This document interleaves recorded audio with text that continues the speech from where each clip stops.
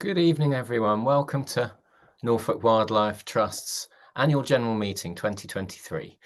I think there may be a few more people still to join us, but it looks like there's around 50 people here in the meeting and hopefully a few more to come. My name's Patrick Barkham. I'm the president of Norfolk Wildlife Trust, and with me, I'll be presenting tonight, if you like. And with me is Alice Liddle, the chair of Norfolk Wildlife Trust, and Elliot Lyne, our CEO. And you'll be hearing from me and Alice and Elliot in particular a bit later. And we also have Craig Bennett, of course, CEO of the Wildlife Trust, who's coming and giving us the keynote speech, the highlight of tonight, after a short break later on this evening. We're scheduled to go on for 2 hours. We will have a break at around 7:10 for tea and coffee, and for everyone to stretch their legs. And it looks like we're coming from sunny Ashwell Woods, of course, but the wonders of modern technology mean we're all sat in various rooms around Norfolk. So on with the formal business first. And so what I'd like just to remind members that you need to have connected to the My Voice voting platform via the link which has been sent to you via email. Please do check your spam folder or junk folder if it hasn't arrived in your inbox. And it might be a good idea to have this open ahead of the voting process starting. The voting platform is actually open from the start of this meeting, so you can vote at any time, or you can wait until I read out the resolutions. After I've read out the resolutions, there will be a short period, a sort of extra 5 minutes during which you can vote. If you're attending the meeting but have previously voted, then you will not be able to vote again during this meeting. If you have any problems at all, contact My Voice. The slide there, the support is up there. You can send them a quick email and they can hopefully sort that out quite quickly. Thea behind the scenes at My Voice is very good at problem solving, at technical stuff. So that's that basically. And it's also in the chat. If you have a look at the chat, you can see that's how you can email My Voice if you have any problems with the online voting and you're still able to vote. So let's get on with the formal business. Thank you very much for joining us all. And I'm going to read out the resolutions first of all. So Item 1, Resolution 1, is to confirm the minutes of the annual general meeting held on the 13th of October 2022, which was another online meeting like this one. And Resolution 2 is to receive the report of council and approve the report and audited financial statements for the year ending 31st of March 2023. So I'm just going to hand over now to our treasurer, Lindsay Whiteman, and she's going to talk a bit about the financials. Lindsay. Thank you, Patrick. In support of Resolution 2, I would like to summarise the accounts for the year to the 31st of March 2023. Starting with income for the year to the 31st of March was 6.8 million, an increase on the previous year of 882,000. This increase is largely attributable to the Sweetbriar appeal, totalling 570,000, which allowed us to purchase the land at Sweetbriar Marshes, and a donation of 283,000 for land purchase at Hickling. Income from membership subscriptions also rose by 92,000 during the year, taking total membership income to 788,000. We are extremely grateful for the 652,000 of legacy income received during the year, the majority of which has been designated to fulfil long-term strategic objectives. Similar to the previous year, 1.5 million of agri-environmental grant income was received. Other grant income included over 115,000 from the National Lottery Heritage Fund. Expenditure for the year to the 31st of March 2023 was 6.7 million. This included spend on charitable activities of 4.3 million, fundraising and publicity spend of 668,000, and membership servicing costs of 352,000. This means that for every £1 spent by the Trust, 81 pence directly related to charitable activities, which is comparable to other charities of a similar size. It is important to touch on the impacts of the cost of living crisis during the year. The high inflation across many goods and services and widespread fall in disposable incomes was felt by the Trust in a number of ways. For example, energy and fuel cost increases and an interim pay award during the year to address pressures felt by staff. The result for the year was a net deficit of £126,000. With regards to the subsidiaries, Norfolk Wildlife Services generated turnover of £319,000, similar to the previous year, but reported a lower profit of £1,000 due to the change in mix of work carried out, yielding lower gross margins. Norfolk Wildlife Enterprises also saw an increase in turnover, but due to significant pressures of increased energy and operational costs, reported a loss of £126,000. Looking at the balance sheet, total net assets as at 31st of March 2023 total £25.2 million, which is a reduction of £126,000 on the previous year. £13.9 million of this relates to land and property. The Trust's investments were valued at nearly £3.6 million at year end, an increase in value of £129,000. The Trust continues to be in a strong financial position and has completed development of its next strategy, for which nearly £4 million has been set aside. Thank you. I'll now hand back over to Patrick. Thank you, Lindsay. So I'll continue reading out the resolutions that you can all vote on. And resolution 3 is to reappoint Lovewell Blake as the Trust's auditors and authorise Council to determine their remuneration. At this point, I'm going to hand over to our chair, Alice, who's going to explain the trustee and vice president recruitment process. Alice. Hello and welcome everybody. With best practice and governance standards in mind, and in accordance with the principles of the Charity Governance Code, which we've adopted, this year we've developed the way that trustees are elected to the Council of Trustees. We have a really open recruitment process now, so that we can attract as wide a range of skills, experience and expertise as possible, and ensure that Council is as inclusive as possible and that we have the right balance to govern and manage the Trust. So we formed a nominations group. It's chaired by an independent chair, who's also a member of the Trust, Andrew Barnes, and the nomination group manages the process of recruitment of trustees, the president, vice presidents and ambassadors. In terms of trustee recruitment, we advertised widely and had a fantastic response from 28 people. 10 candidates were shortlisted and interviewed, and the Council of Trustees has recommended 3 to members, being the re-election of John Sharp and the election of Cathy Gill and Mandy Loadman, although I do want to stress that members can vote as they wish. 2 other candidates, Peter Craven and Richard Gosney, have put themselves forward for voting tonight as well. The nominations group and council have also recommended to members the election of both Ben Garrett and Jeff Price as vice presidents of the Trust. I'd really like to thank all the candidates who put themselves forward as potential trustees. I really appreciate the time and thought that all of them put into the process, and whatever the outcome of the voting tonight, we're grateful for that and hope to remain in touch with any candidate who's not voted in this evening. May I hand back to Patrick to read out the relevant resolutions on the elections. Over to you, Patrick.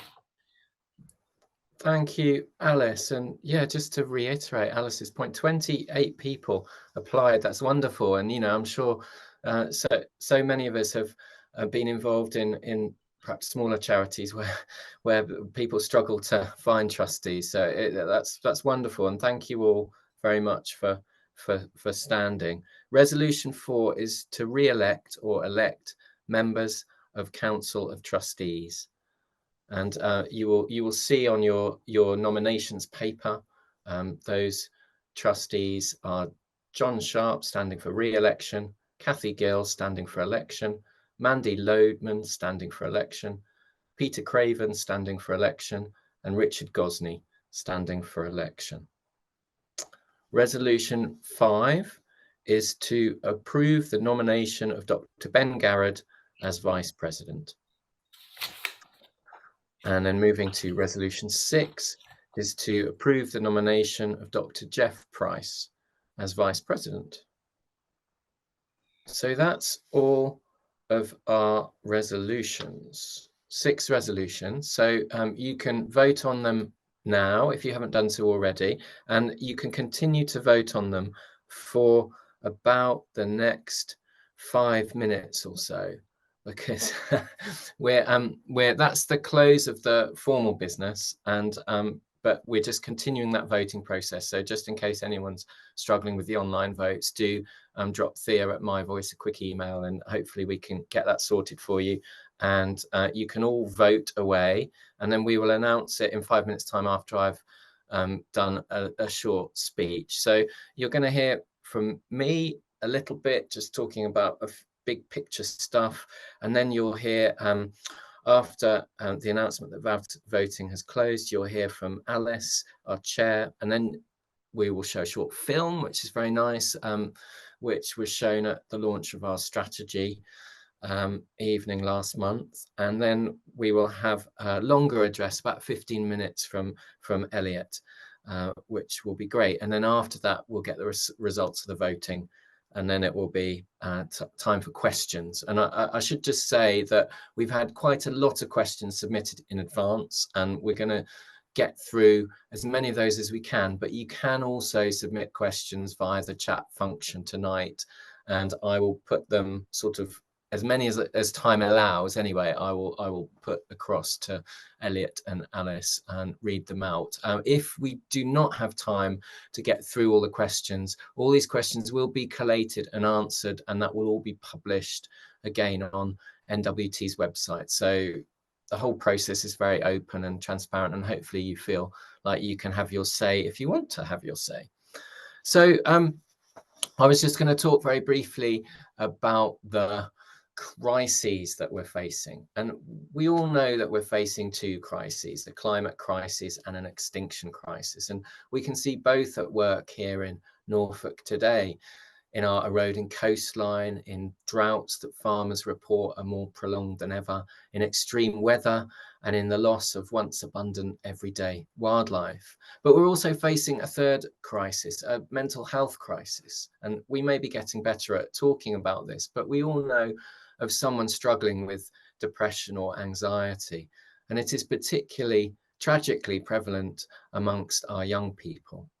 I'm not here to depress you tonight, however, and it's easy to feel pessimistic, overwhelmed, and even hopeless, but we do have the answer right here in our hands, in front of us in Norfolk. And one huge answer to the mental health crisis is to provide everyone with high quality, nature-rich green space in their neighbourhoods. Here we can find peace, joy, succour, even sanctuary. I'm not saying that nature cures everything, of course it doesn't, but there's a load of scientific evidence showing how spending time in green or blue space boosts our mental health and our physical health. And interestingly, the benefits are more pronounced the more biodiverse that green space, i.e. a Norfolk Wildlife Trust Nature Reserve is better for us than a scalped park with one species of grass in it. So simple things, a local walk, listening to birdsong in the morning, or watching those lovely murmurations of starlings that we see over the streets of Norwich, or sitting under a tree, whatever the season. These can really benefit us, and they're free gifts for us and for everyone. But even better for our mental health than just spending time on our nature reserves, for instance, or our natural spaces, is spending time in nature taking action for wildlife. And every one of Norfolk Wildlife Trust's fabulous army of nearly 500 volunteers knows this. If you, like me, have been in despair about our planet, then you'll know that that despair lifts as soon as we take action, as soon as we do something, and particularly when it's practical action, something outside, outdoors, whether it's, I don't know, cutting holes in a fence for hedgehogs or counting wildlife in a citizen science survey. We may face bigger challenges than ever on our planet, but there really are more people than ever before in the history of our planet taking action for wildlife, wanting to restore nature and protect our home. So many people, businesses, school children, hospitals, churches, councils, all kinds of community groups are desperate to help. And to give you an example, in August, a quiet month, not many people around, most of us on holiday, Norfolk Wildlife Trust was contacted by 15 different local groups here in Norfolk, keen to obtain our help and guidance with their own new nature and conservation projects. That's 180 groups over the span of a year. 180 new grassroots groups in Norfolk. How fantastic is this? People want to act, and as soon as they do, they create a virtuous circle, feeling better about themselves, more positive about their local community, and making their communities and surroundings better, greener, healthier, happier, wealthier.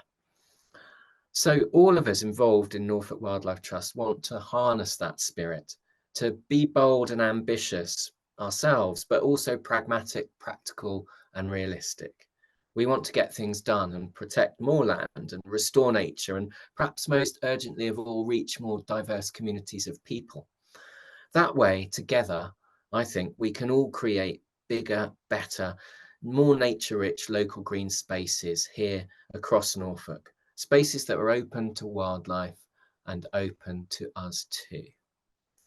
So that's my little sermon from Ashwell Thorpe Wood for this evening. And I should just say now that voting is now closed. So I hope you've all managed to vote okay and on those 6 resolutions. And I will read out the results of those resolutions after our next contributions from Alice and from Elliot. So let me hand over now to Alice, our chair. Alice.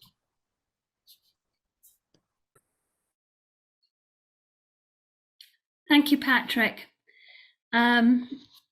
Before I embark on the main theme of my talk, much of which resonates with what Patrick has just been saying, may I just say a big thank you. A thank you to our members, our donors, our supporters, investors, grant providers, our many, many volunteers, our ambassadors, our president, Patrick, you're a great president, our vice presidents, all trustees, give all their time voluntarily, all trustee candidates, and those other organisations and partners who work with us. And an obvious thank you to the whole of the dedicated expert staff of Norfolk Wildlife Trust. May I also say thank you for the life of Mary Dorling.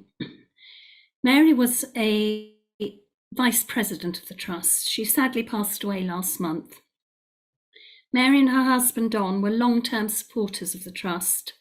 Don was chair for many years, and Mary was one of our most vigorous and effective volunteers over a long period. Although the official launch of our strategy to some of our friends, supporters and partners took place last month, we haven't been waiting for the launch. So implementation of the strategy is already truly underway, following its approval by trustees in summer last year. I'm not going to steal Elliot's thunder, as he's going to outline some of the detail of our strategy, A Wilder Norfolk for All, but I am going to pick up on one of the themes of it. The theme I want to talk about, and which Patrick has also mentioned, is about connecting and working together. Underpinning our strategy is our recognition of Norfolk Wildlife Trust's role in connecting people with nature, in inspiring, supporting, enabling, including, working with, developing, empowering and welcoming people of all ages, abilities and backgrounds to connect with wildlife and to support nature's recovery. So let's celebrate what we've already done in the last year. By way of some examples, Norfolk Wildlife Trust has reached over 37,000 members, the greatest number in our long history. We've connected over 4,000 school children with nature. We've held over 600 events to bring people closer to nature.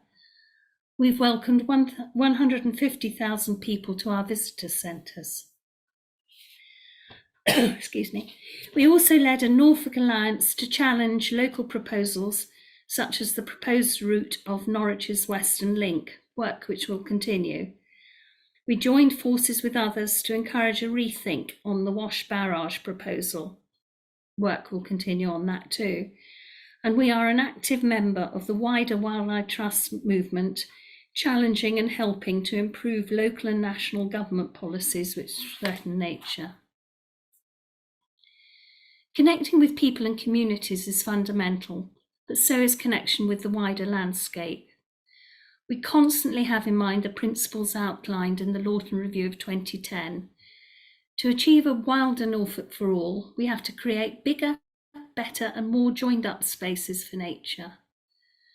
The Trust owns about 1% of Norfolk, and whilst our nature reserves are true exemplars and the work of our nature conservation team second to none, there's a pressing need to create more space for wildlife and connect more of Norfolk's landscapes for nature's recovery. And we mustn't forget marine wildlife recovery work too. We can't do it alone, and we need to work with others, including landowners, farmers, councils, and other organisations. We need to empower communities, we need to collaborate. In other words, we need to work together. We've strengthened the Trust's nature recovery team for this purpose and are soon to finalise our own internal sub-strategy and delivery plans with this mission clearly in mind. But again, we haven't been waiting for these. We've recently, for example, offered advice to improve 70 county wildlife sites. We've completed and hope to replicate the Claylands Wilder Connections project, which has supported communities and landowners to improve habitats and connectivity of habitats throughout key parts of South Norfolk. As one of the members of the Fens East Peat Partnership, which has been awarded £5 million to restore peatlands, we've worked with landowners to reduce flooding, improve water quality and support scarce species such as bittern, crane and otter. And in terms of infrastructure, under the Network for Nature scheme, which has been formed to address the impact on wildlife of the UK's major road networks, we've improved a number of sites for wildlife. And we've also, in connection with roads, worked with Norfolk County Council to maintain, protect and expand 112 roadside nature reserves. And finally, just as an example, mustn't forget our very successful churchyard conservation scheme.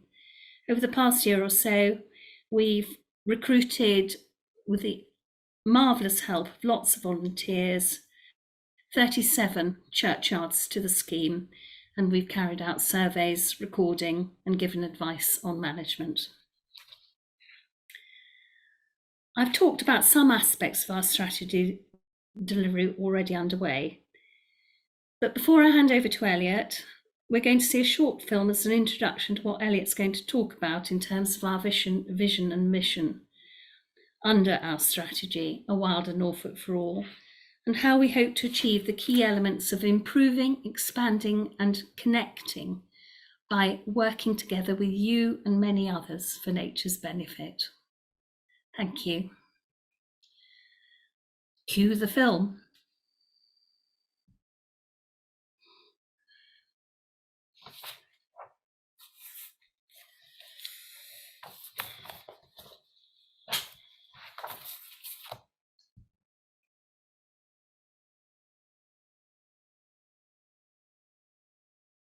Of rare and scarce species. Wilder Norfolk to me means having wildlife everywhere you look, everywhere you go. As the Trust is approaching our 100-year anniversary, one of our aims is to protect a lot more space for nature. We want to conserve species for the future, for future generations. The way to achieve that is to create bigger, better and more joined up habitats. We want to establish wildlife corridors between our habitats so species can recolonise from lost sites. We know that they'll function better ecologically and they'll be more resilient for the future. As cities and towns continue to grow in size, they can also be incredibly isolating places to live. Green and wild spaces do provide ground upon which people can come together, which will fundamentally change the way that they feel about the world. And when people value something, they're far more likely to act in ways that will preserve it.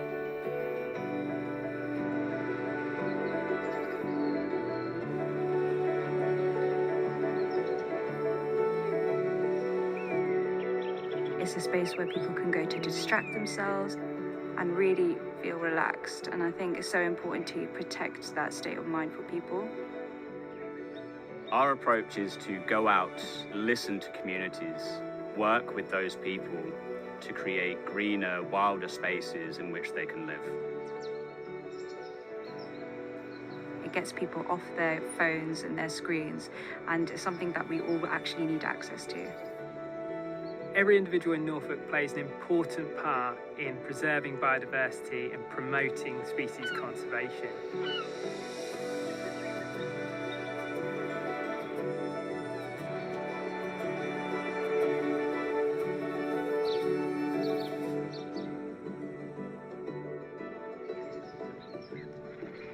We know that we can't do this on our own.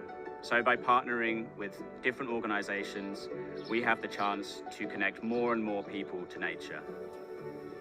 Partnerships are happening all over the county between Norfolk Wildlife Trust and landowners to put back some of the lost habitats in Norfolk and preserve some of our most threatened species.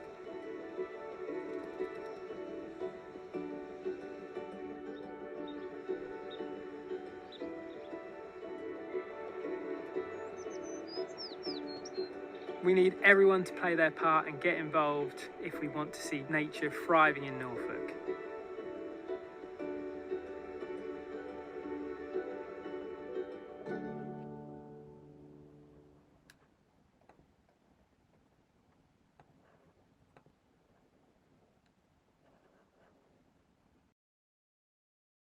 Well, what an amazing film that was. And thanks to everyone who contributed to putting that amazing film together. Obviously, that will be up on our website, so you can have another look whenever you like.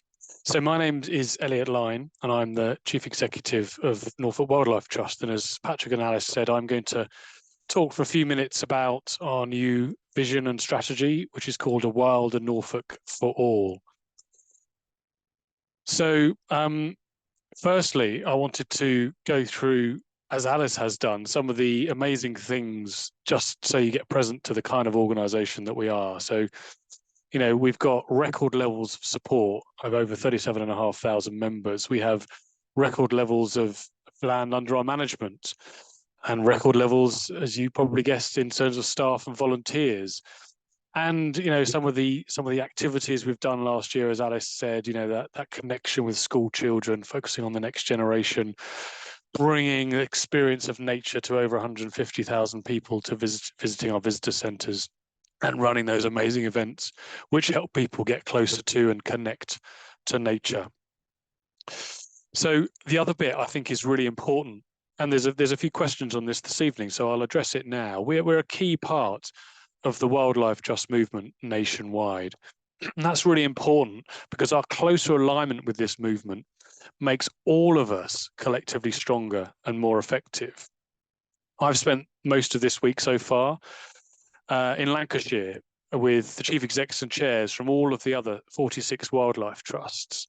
And it's absolutely amazing to experience that community and the ideas and the motivation that comes from that. And I'm feeling massively invigorated and fired up, knowing that we've got almost a small army of 3,500 staff, 600 trustees, 35,000 volunteers, and now over 920,000 members who are with us in this journey from every corner of our country as wildlife, of people who participate in some way in wildlife trusts.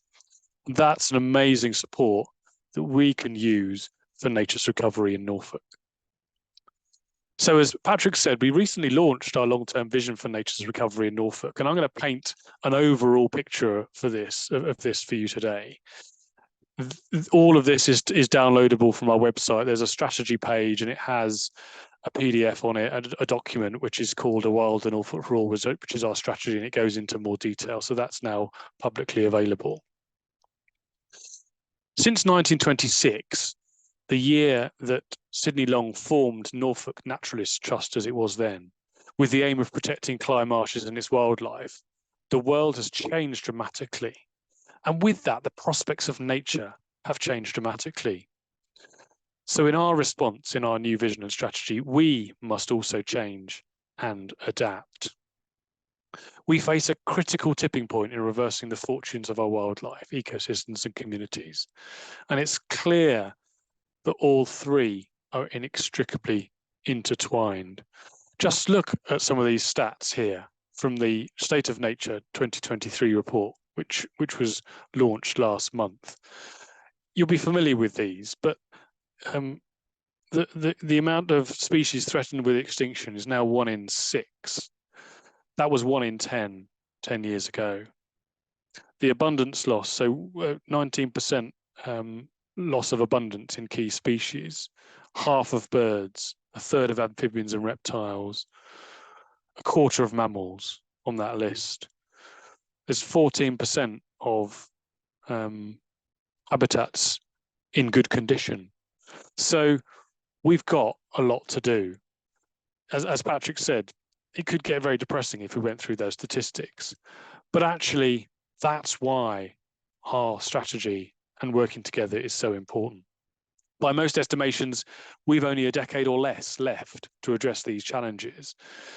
The scientific consensus says the next 10 years are critical and potentially the most important in the history of nature conservation. So there's a lot at stake. So how are we going to address that? This vision is going to address both those challenges and build on the successes of our past. And it's worth reflecting that we have a thread which runs through the core of the trust of being radical, bold and daring. So some of these pictures you can see allude to that. Right from the start with the purchase of Cly Marshes, you can see there. One of the other amazing things we've done is the reversion of Foxley Wood from coniferous woodland to the wonder there that we see today. And the incredibly ambitious restoration of Grimston Warren from conifer plantation to that kind of heathland. I was there in August and the colours of the heath were absolutely incredible. And also the creation of an amazing and climate resilient wild landscape at Hickling Broad. So that sense of being bold and daring in those amazing projects is something we're going to continue. And this vision will take all of the innovation, creativity and courage and more, and we absolutely stand ready to take it on. Our new vision is that Norfolk's nature is abundant, thriving and valued. And this picture goes through our strategy, and I'll talk about some of it here today. Those words are carefully chosen, and you can see them there. In outcome 1, abundant and thriving nature. Outcome 2, people valuing nature. So we want, again, Norfolk's vision to be abundant, thriving and valued. And everything we do will need to deliver that. We've always been about creating abundant and thriving nature, though. But now that the UK government has signed up to the Global Biodiversity Framework, which has a target of 30% of the world's land, inland water, coastal and marine areas to be in effective protection and management by 2030, the time is now to act. Everything we've done up to now gives us the opportunity to be part of the solution to Norfolk's nature crisis. Our nature reserves provide the stores of ancient seeds, soils and systems from which nature's recovery can source itself. And it's really easy for people to say, why should we care about a bat or a stone curlew or a clean river, to use a few recent topical examples? But if you see them as part of Norfolk's rich natural heritage and wealth, which once lost may never be regained, then the conversation must be very different. And the network of nature reserves, protected and designated land in Norfolk, both ours and others, is the gift that will give back to the recovery of nature and our landscape as a whole. And it's important to remember that that very landscape is the thing which underpins in Norfolk our social and economic wealth and prospects for future generations. Everything, our farms, our communities, our tourist industry, our unique and precious quality of life is all based on nature. So investing in nature is actually an investment in the future prosperity of Norfolk as a whole, rather than a barrier to it. Now more than ever, we know, as Alice said, that we can't do this on our own, and we must reach out to everybody, to farmers, to landowners, to authorities, the length and breadth of the county, to encourage everyone to do their bit. So that is outcome one. That's abundant and thriving nature. That's what we need to do together. The vision also recognises that to create abundant and thriving nature, we've got to ensure that people value nature. So this is outcome two. In their homes, schools, communities, farms, towns or cities, wherever people are. Because people valuing nature, it's only then that people will take action to protect and restore nature. There's a real link between valuing something and then taking action.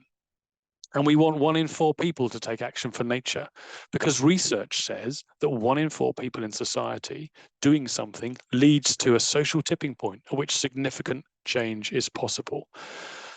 As David Attenborough said in the well-quoted quote, "No one will protect what they don't care about, and no one will care about what they have never experienced."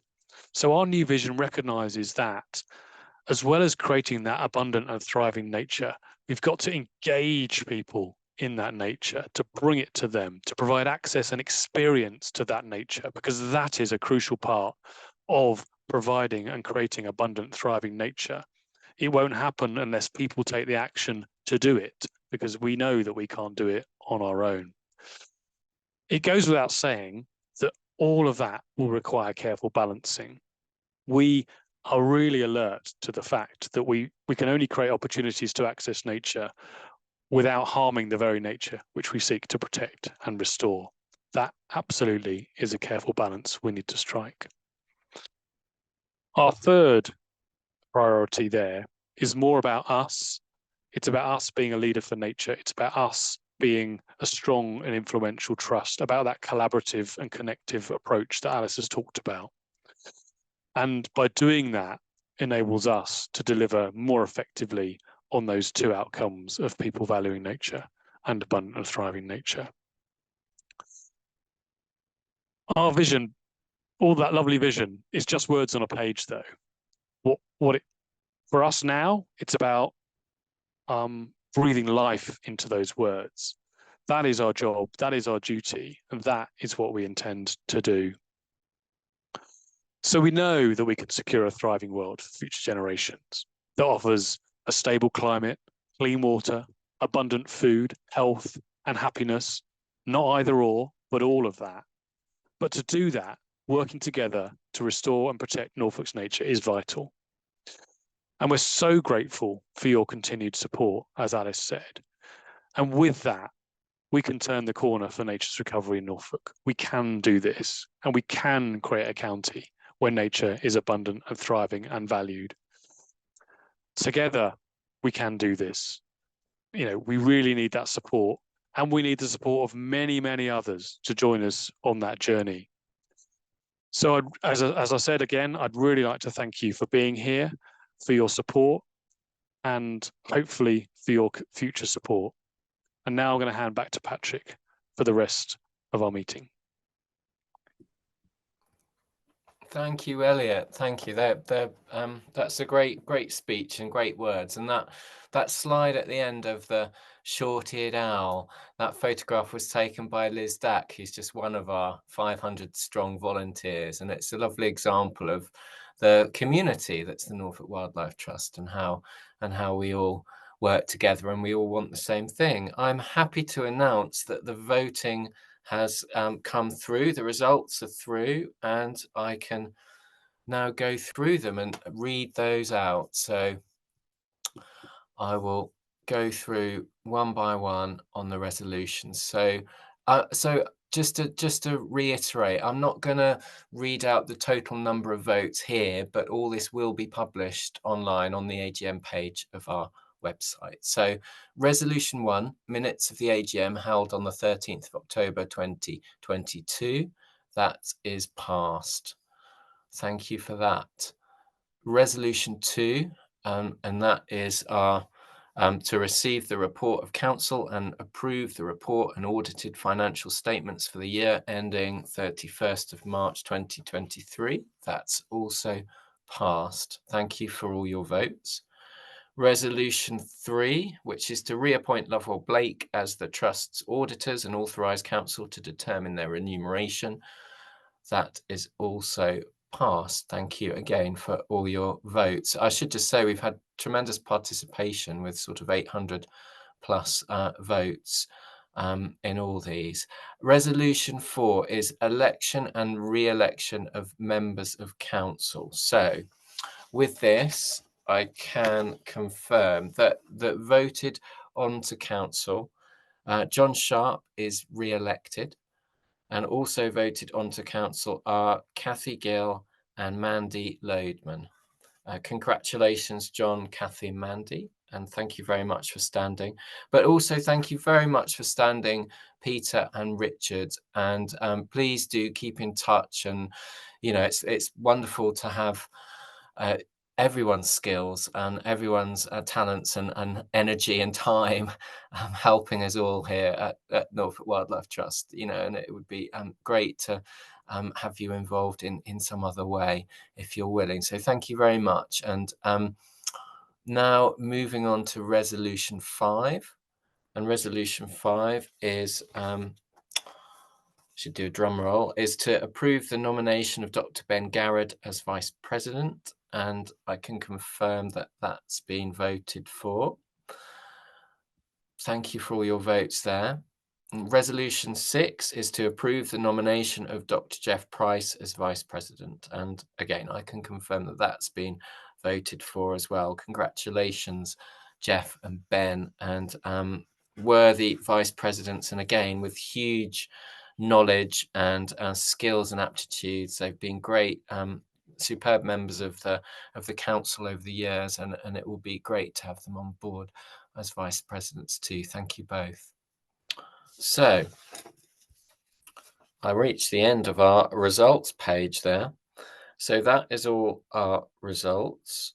And now we're going to move on to questions submitted by members. And so we've had quite a lot of questions in advance. And the format here is I'm going to read them out, and Elliot and Alice are going to answer most of them.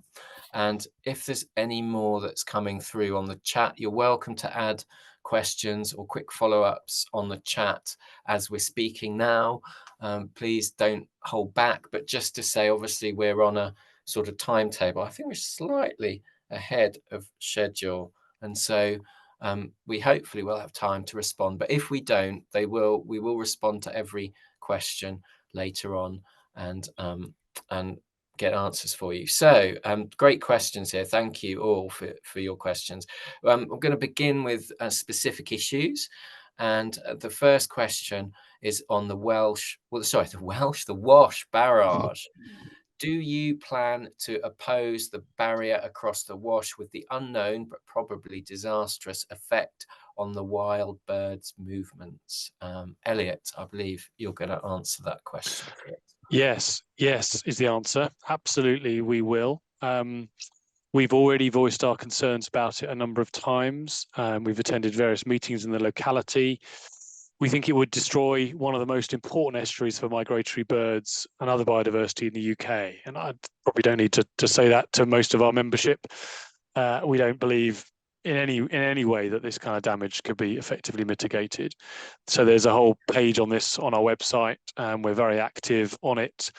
Just to say, we're working with a number of other organisations locally on this across from Norfolk all the way Lincolnshire, Cambridgeshire. So we're trying to speak with one voice, because that's the way I think we'll get effective action on it. So we'll continue to oppose it. It's a terrible proposal, and keep on looking at our website and taking action, if you feel strongly about it. Thank you, Elliot. I mean, this is my personal view, but it seems a particularly nutty proposal, and I'd be amazed if it ever got close to happening. But sometimes crazy things do happen, and it only takes a small number of influential people lobbying central government to make surprising things happen. On that note, on something that is more likely to happen in Norfolk, the Norwich Western Link Road. A question here. Please, will you continue to oppose the Norwich Western Link Road? Now money seems likely to be made available by cancelling HS2. Our member says this is vital. Elliot, are we going to carry on opposing the Western We Link? absolutely are. I think this is a critical stance for us because it's one of the most damaging schemes for nature in Norfolk that's currently proposed. We've been very active so far. We don't think, back to the sort of technical aspects, that any kind of damage that it's causing will be mitigatable. We've written to the Secretary of State for Transport on numerous occasions about this. I think three times already. We sent a letter about 2 weeks ago on this very point. We were trying to, at that point, say we didn't think that central government financial support was the right thing to do. As you've no doubt seen, the debacle of HS2 has meant that there's suddenly money available for these kind of schemes. So the government have promised £213 million last week to fund it. It's not enough. So there's still going to be a financial gap. But we're focusing on the nature aspect. We're now likely to move forward to planning, and we're going to be as resolute as we can. So very strong opposition. We're speaking.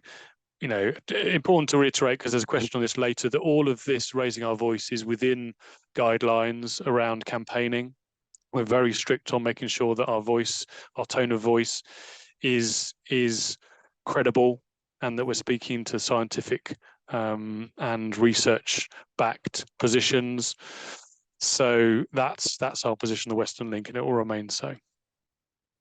Thank you, Elliot. And obviously, if you members, listening tonight, watching tonight, have a strong view, please add your voice. This kind of project is only halted by lots of people getting involved and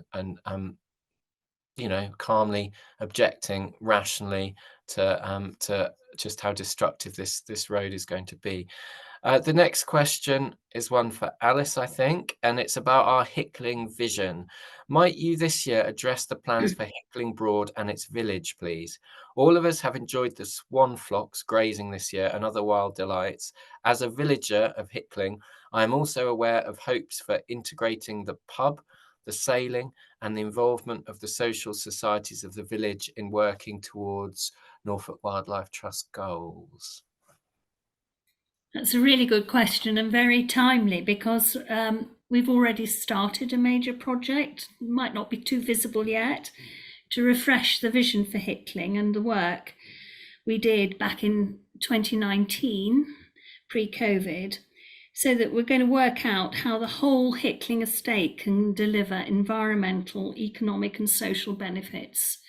So the person who's asked the question has talked about things like the social societies, the sailing and things like that.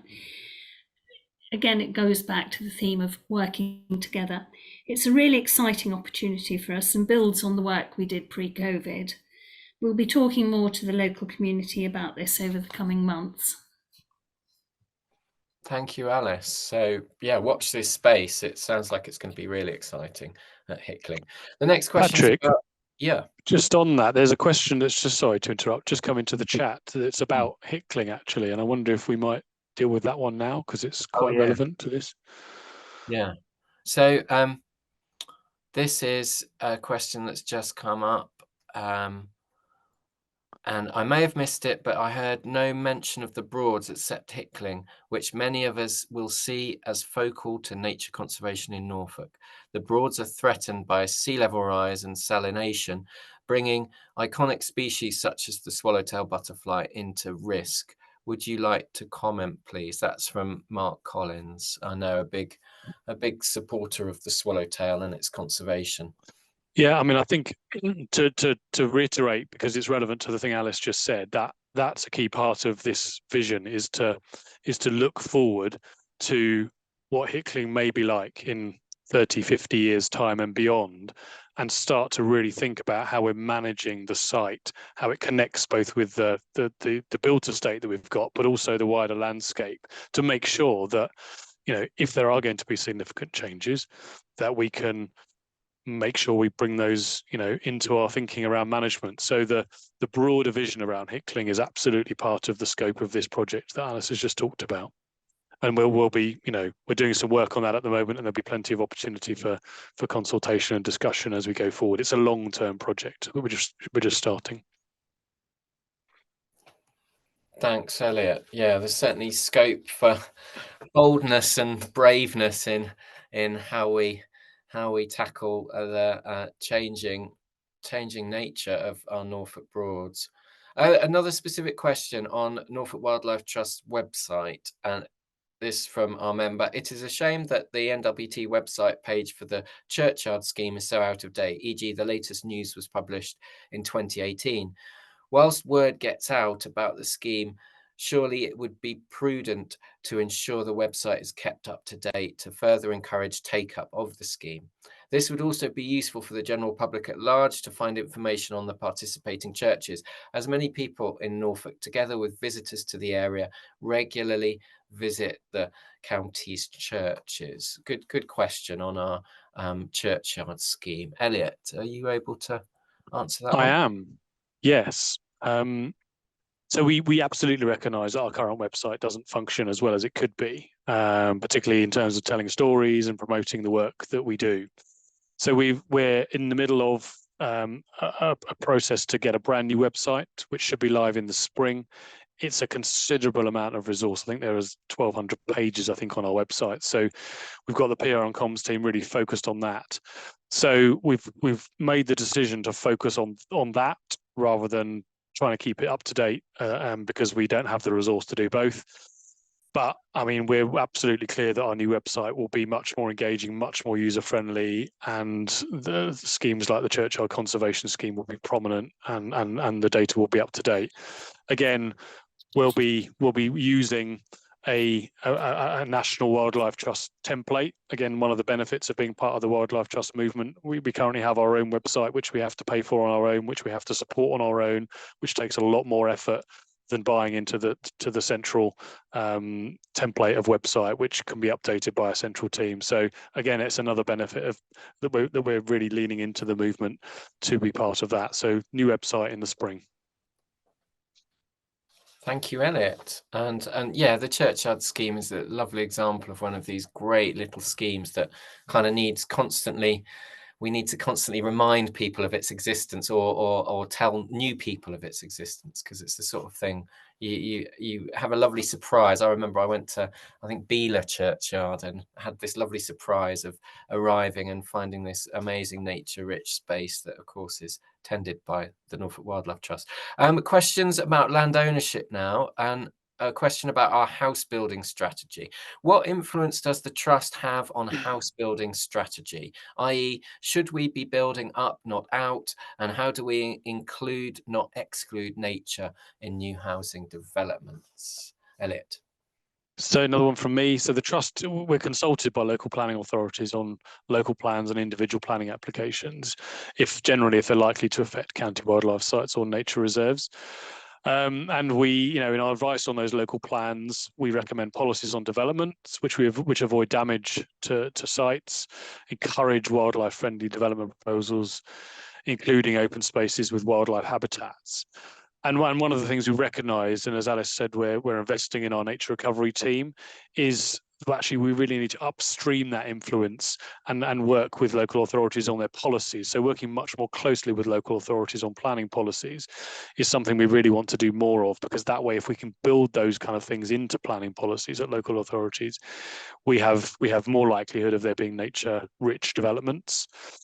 We rely on again our colleagues in the centre of the federation to do the national campaigning on house building strategy with the national government, but where we can have an influence is with those local authorities, and so we're planning to do more of that in the future. Thank you, Elliot. A question now about ownership in the Wensum catchment. Are there any plans to extend trust ownership and management of Wensum catchment area beyond Sweetbriar? That's one for Alice, I think.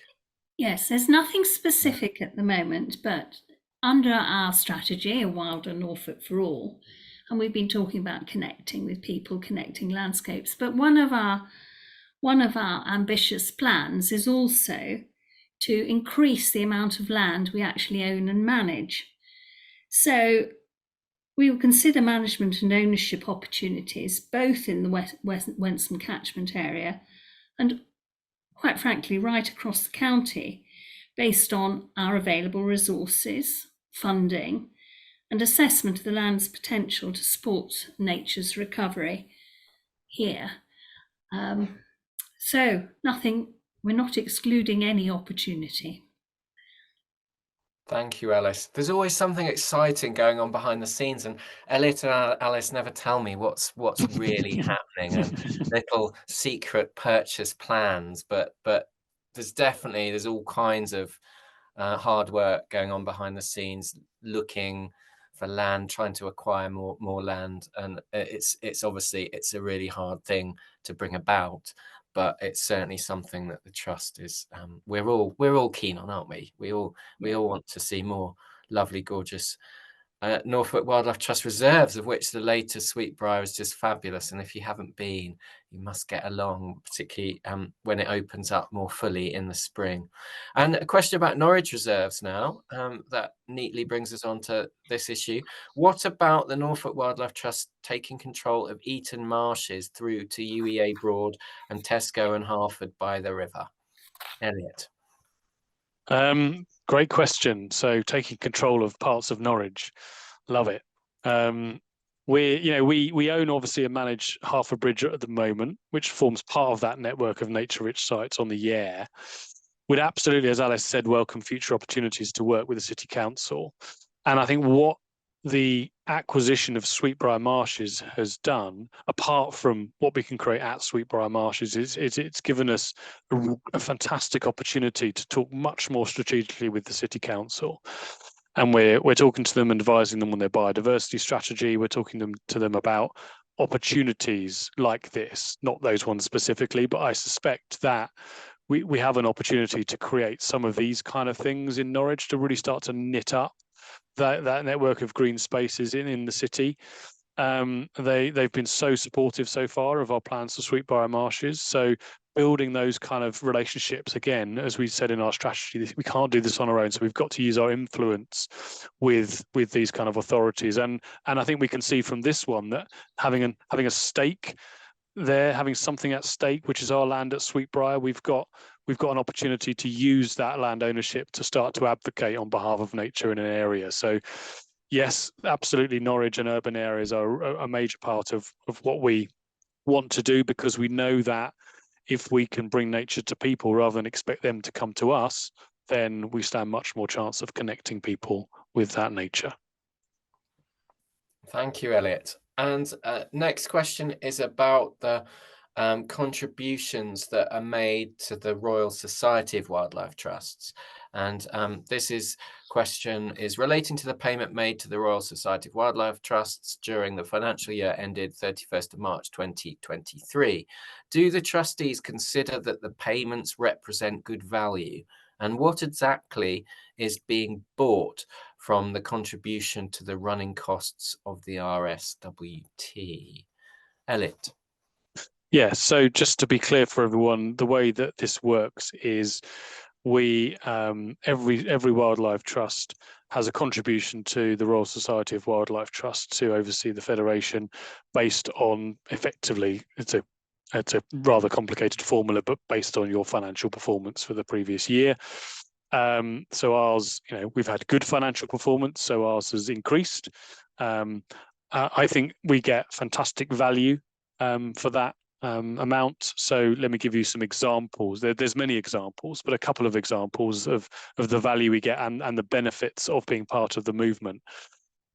As I've said, I don't think we can possibly deliver our strategy on a county scale alone. The drivers of loss of nature, many of them are nationally and internationally driven. They're about systems, food systems, housing development systems, which aren't necessarily drivable, or we can't really impact those as much on a county scale. So we have to have a national voice. And one of the amazing parts of being part of the Wildlife Trust movement is that we have a strong policy voice at the national scale. We couldn't possibly do that ourselves. We don't have the skills to do that. We don't have the financial resources to do that. So having that voice at Westminster and in the Four Nations is really important, and one actually that, frankly, when you go and talk to a minister and you say you represent 920,000 members, you're much more likely to get a voice than an organisation saying I represent 37,000 members. That's the kind of reality of the politics. So being part of that movement gives us a voice. We also, I have this on a sort of daily or weekly basis. We have the amazing benefit of being part of a movement where we're doing similar things, but not competing with each other. So we're all out for a similar goal. We all have our county patches. So very regularly we collaborate and share ideas, which means we don't have to reinvent the wheel 4 to 6 times. If we've got a problem, I can just phone up, Chris in Suffolk or Brian in Cambridgeshire or Andrew in Essex or Paul in Lincolnshire and say, well, what are you doing about this? How are you doing? How do you do your AGM? How do you do your members' days? How do you do your, there's all those kind of things that we might scratch our heads on. We're a small organisation with limited resources. We just have all of that skill set. We have some of the best minds in UK conservation within the movement that are literally a phone call away. So there's huge benefit directly and indirectly, I think, from being part of the movement. So in my view, we get great value for the money we put in. Thank you, Elliot. The final question of the questions contributed in advance is as follows. I would just say we've got a couple of questions on the chat, but now is really an opportunity for you to put a question. We do have time still to answer anything. If you just come up with something on the spur of the moment that you want to put to Alice or Elliot, then please do put it on the chat now. And this final question of the written questions, there are a couple of questions on the chat I'm going to come to, or at least one, is about our virtual AGM. Not everyone is a fan of Ashwell Thorpe Woods in the background here, and I do understand why. This from our members. I would just like to say that the trustees' decision to hold yet another virtual meeting for this year's AGM was, in my opinion, a disservice to the membership of the trust. So that's one view from one member. Alice, what's your response to that one? Yes. We thought long and hard before we decided to go online this year and last. But looking back over the years, we were rarely attracting more than 40 members plus staff and trustees to the in-person AGM meetings, whereas with online meetings, our first was in 2020 due to COVID, and our second was last year. We've managed to get over 80 people registered to attend. I don't think all of them have made it this evening, but they've definitely registered to attend. And our voting numbers have increased 5-fold. So voting numbers have increased from 150 pre-COVID to well over 750 tonight, including postal votes and votes logged before this meeting. Obviously, I understand the concern about members getting the opportunity to meet, and it's something that we're definitely going to be looking at. We are looking at it internally. We're keen to rectify this, and we're looking at the possibility of an annual members' day or an event for next year. And that will be something, I hope, that won't be confined by the formal business we have to do at an annual general meeting. Patrick, just before you go on to the chat, I think I've folded a page too hastily and I've missed out a couple of very important questions. So I am going to return to those right now. So we've got two more questions written in advance. One is about neighbourhood plans. Many communities are developing neighbourhood plans. A key policy area is usually that of environmental protection and improvement. This is often in the form of identifying and mapping areas for improvement, such as corridors connecting priority habitat. Is this an opportunity, resources permitting, for NWT to engage local communities, provide expertise, and helping mobilise action and potentially gain new recruits? Alice. Well, I think what we've all been talking about more or less since the beginning of this meeting, the informal bits of this meeting, say that, yes, this is an opportunity. Not only is development of neighbourhood plans a great opportunity to engage with local people on recovering and reconnecting nature, but one of the main thrusts of our strategy is about connecting people, connecting landscapes, working together. And, as I referred to earlier, our nature recovery team has expanded with this in mind. And we're very, very keen to make sure it happens, and it will. Thank you, Alice. And a question about our governance and finances. And this is about member input into decision making. What protection do NWT members enjoy against the NWT executive or trustees joining in campaigns, alone or with other bodies, where the support of NWT members is assumed, and where the efficacy of NWT's participation in the campaign rests on the targets of the campaign being given to understand that NWT's positioning carries its members' support, even where there has been no specific and explicit effort to confirm that support. That's quite a long sentence. So, I mean, to sort of put flesh on the bones, that's a question that could be about, for instance, our position on the Western Link and what authority do we have to speak on, and as NWT, and implying the support of our members for a certain position we take on a campaign. Alice? Well, I think the decision to campaign on various issues is driven by our strategy and vision, which we've presented here today and which has been in place since July last year. This strategy was agreed by the Council of Trustees in July 2022, and we didn't do it alone. It was informed by the results of our 2022 membership survey. So the Council of Trustees approves the strategy, and the Council is, of course, elected by members. The role of the Council of Trustees is to ensure that the charity is effectively governed in line with Charity Commission guidelines and best practice. There are obviously very specific guidelines around campaigning, and we're very, very conscious of what we must adhere to. Our positions are informed by evidence. For instance, the evidence we've been collecting about the Barbastell Bat Colony in respect of the Western Link proposals. And we stick to talking about our areas of expertise. Our expertise being nature and wildlife. Our expertise not being about how to build a road or where to build it. We gather feedback from members on our stance through complaints or indeed compliments. But it's really worth saying that the vast majority of correspondence recently has been supportive of us raising our voice more robustly to defend nature, to stand up for nature. And one of the earlier questions was, would you continue to do so as far as the Western Link is concerned? Would you continue to do so as far as the Wash Barrage proposals are concerned?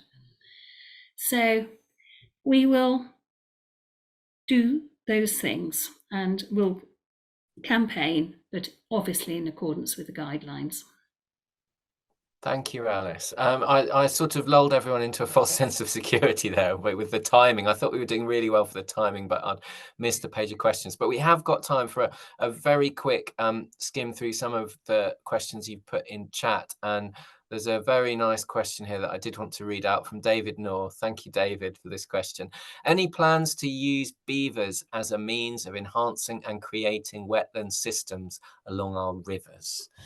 I don't know who would like to answer that question.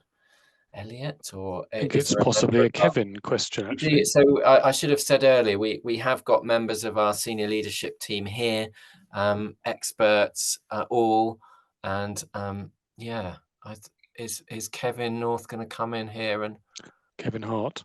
Kevin Hart. You need to unmute yourself, Kevin. North, who asked the question. Kevin, of course, might be able to answer. Can you hear me? Yeah. Yeah, we can. Okay, so I'm just waiting for the technology to work. Yeah, so I can at the moment we've got no plans in place to introduce European beavers, primarily because up until now, and at the moment, the releases are not what you'd call a true release. They're released into enclosures. So we have taken the decision that having enclosures on the type of land that we own and manage, it wouldn't be appropriate. But we are watching very carefully the developments and the progression of the Natural England discussions on open release licensing.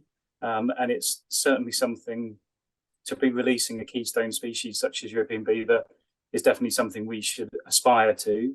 But clearly in Norfolk, with landscapes which are drained, such as the Broads, we need to take really careful assessment and large scale consultation if ever we were going to do something like that. But clearly it's something, if it's going to improve the ecology of an area, which these ecosystem engineers do, it's something we'd certainly aspire to in the future.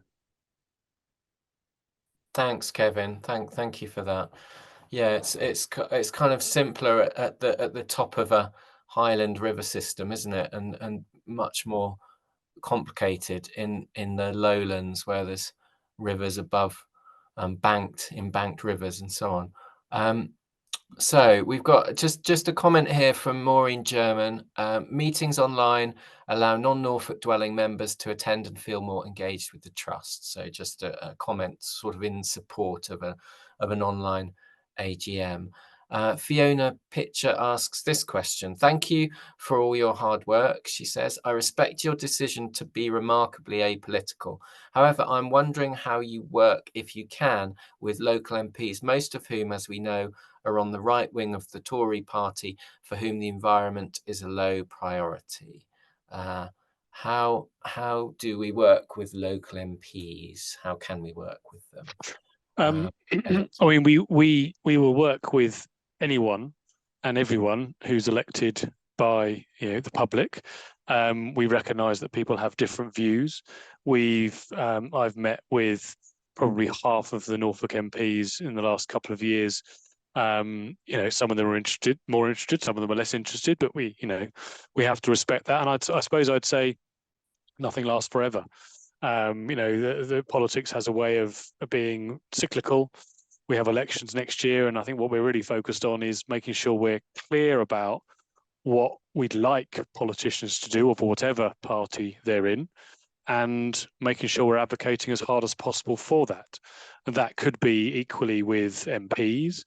And we had, again, back to my last 3 days, we had a fantastic series of conversations around working with local councillors and trying to, change politics from the grassroots more than with MPs, because we recognise that the politics at the moment is not the most friendly it's been. We can't change that, but we can make sure again that we raise our voice in a firm but respectful way to those representatives. So we're going to continue to work with whoever. We have to be sanguine about the fact that we've got who we've got, and we'll try as hard as we possibly can to make sure they understand our views. And I think it's the important thing to remember. A couple of comments, I suppose, around how to make MPs take note. Well, I've certainly heard from a number of MPs recently that a tailored letter, a tailored email, rather than I've got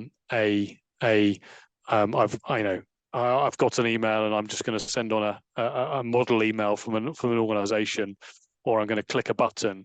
If you can take time to write a tailored email or even a handwritten letter, those are the ones they look at, those are the ones they respond to, and those are the ones they remember. So I would just say, if you feel strongly about something, I'm writing to MPs and quite a lot, but actually constituents can do that as well, and they definitely take note if it's a handwritten letter, if it's about what you think. So I'd really advocate us all taking action, as well as us as an organisation.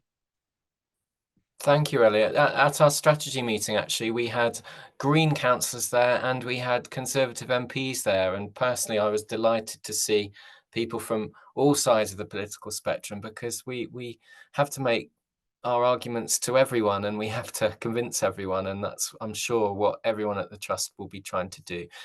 Robert Liddon just makes a comment. The local Conservative MPs, he says, are not right wing. Many Labour MPs find the environment a very low priority. from my knowledge of politics, I would certainly agree with you there, Robert, about it Yeah. not being a high issue for Labour. You know, it's certainly Yeah. not divided down party political lines, is it? But that's a personal comment by me, really. But thank you all very much. I think we should stop here and have a quick 5-minute break, and then we're going to reconvene for our star attraction for Craig Bennett, who's going to give us, no doubt, an inspiring speech. And we will have more time after Craig's speech for you to ask more questions of Craig this time.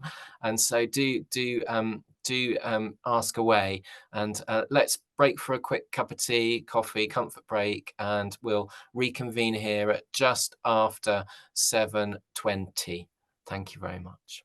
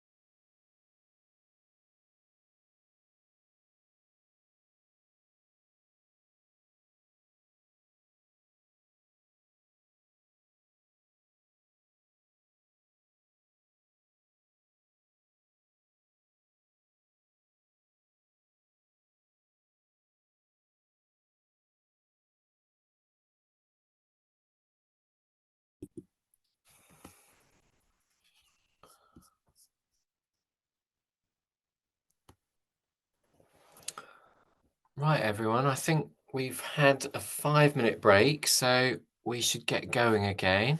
Welcome back. Hope everyone's managed to zip off and get a cup of tea and return to their screens. And I'm just going to check that everyone's ready at our end. We got, I can see Craig, there he is, great. So I'd like to welcome to the stage, to the online platform, Craig Bennett, who of course is Chief Executive Officer of the Wildlife Trusts. He's been in position for 4 years now. Wow, that time has flown. He has been described as one of the country's top environmental campaigners by The Guardian, so it must be true. And as the very model of a modern eco-general.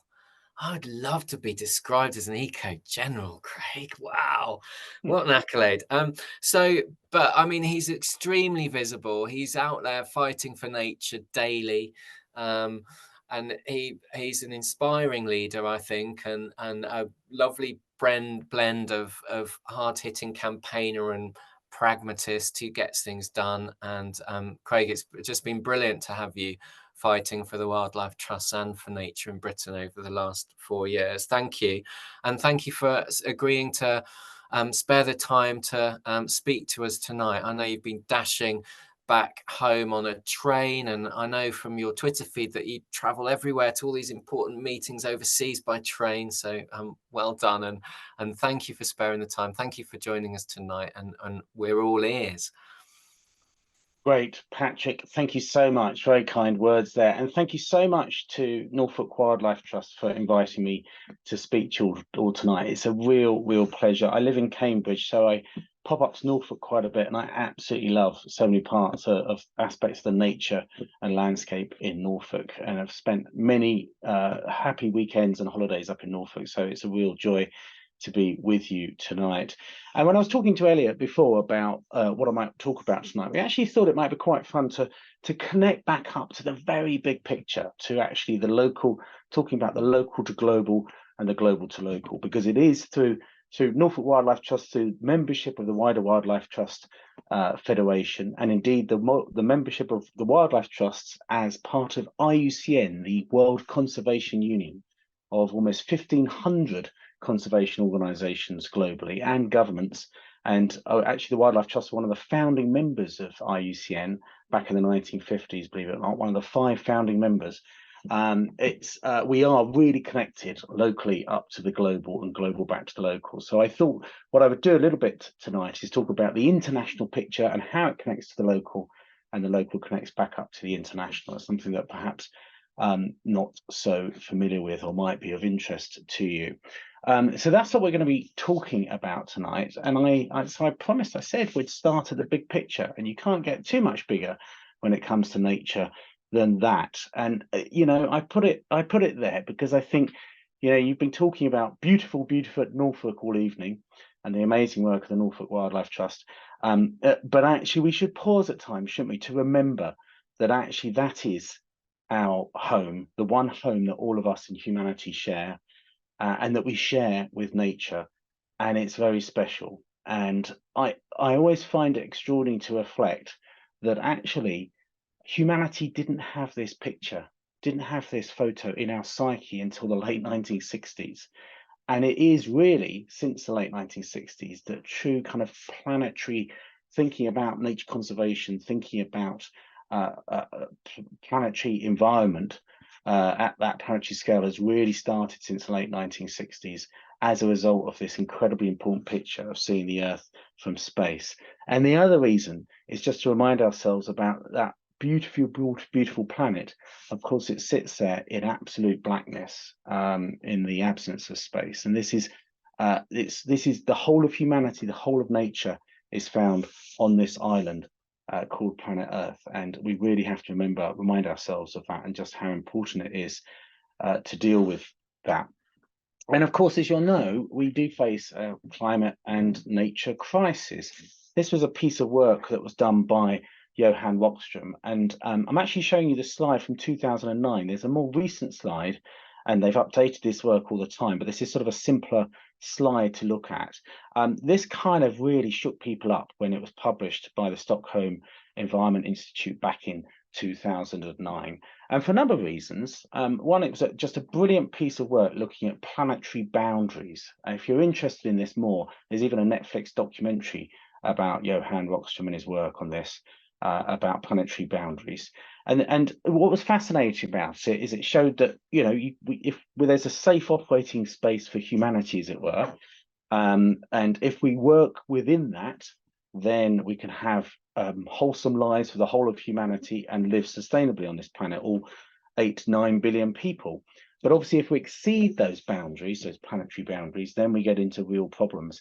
And back in 2009, they were assessing that we'd already surpassed the planetary boundary on 3 issues. And the interesting thing is everyone kind of was very aware of climate change at the time and how we passed that boundary. So that didn't really kind of surprise people.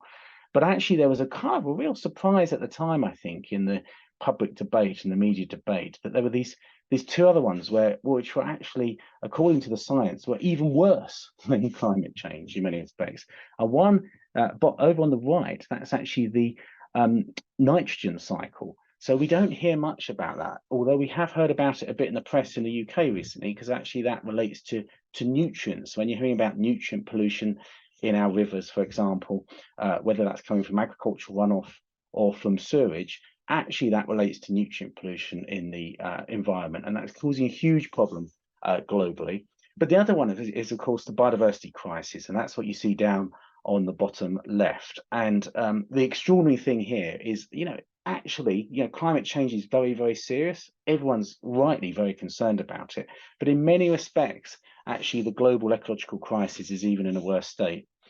But you know what? The other reason I put this here is because we need to remind ourselves that these issues are inextricably linked. Too often in my career, I've noticed people will often talk about climate change and the nature crisis as if they're quite separate issues. And of course, there's ways in which they're different, but they are inextricably linked.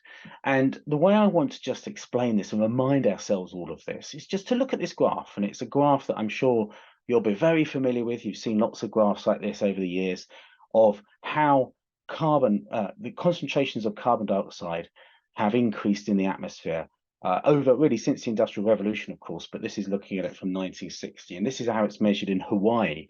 And they're measured there because you get the real sort of clean air in Hawaii, so you can get pure measurements.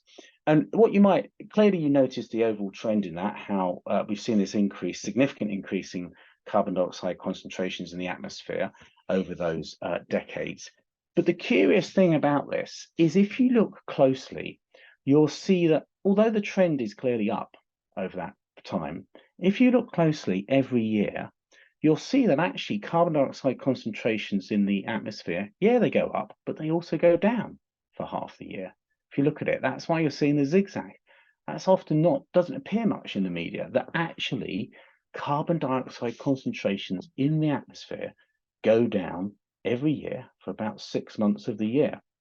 And of course, just ask ourselves, well, why is that? And I'm sure with this audience, you'll know why, but it's worth emphasizing. That happens when you get spring and summer in the Northern Hemisphere, where there's obviously more land than in the Southern Hemisphere. And when you get the flush of vegetation, as nature essentially comes to life in spring and summer across the Northern Hemisphere, actually it sucks carbon dioxide out the air, even faster than all the stuff we're putting in there because of fossil fuels. And I think this graph always gives me huge hope.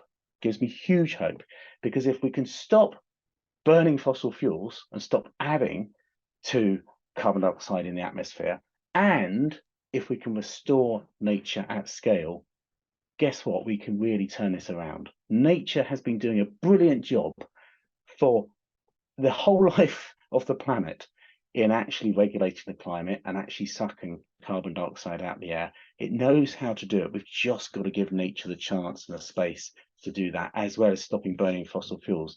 And the other thing to remind ourselves about how these issues are inextricably linked, and we don't talk about it enough, is the clue in the name, fossil fuels. We know fossil fuels is a real problem about causing climate change.